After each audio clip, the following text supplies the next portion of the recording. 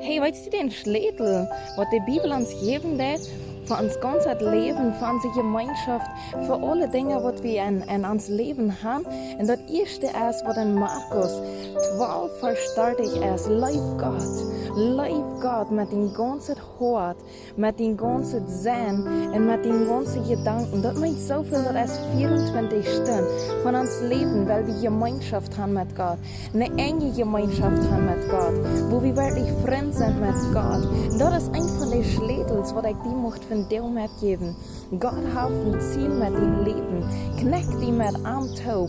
Und du wirst sein, dort fehlt in dein Leben, was sich verändern. Das ist so ein Schlätel, eine Idee, wo du all immer lernen musst.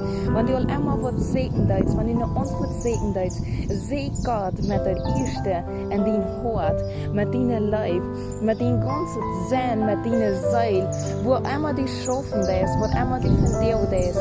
Seh Gottes Leib und du wirst ein Schlätel finden, wo deine große Idee von Sehen und von Erfüllung wird aufnehmen. Von dir spreche ich das aus über dein Leben. Mocht Gott dir erfüllen, mocht Gott dir nie begegnen von dir. Auf eine Art und Weise, was du vielleicht noch nie nicht gedacht hast. Gott hat ein Ziel für dein Leben und Gott läuft dich. Und das spreche ich aus und mocht Gott dich segnen.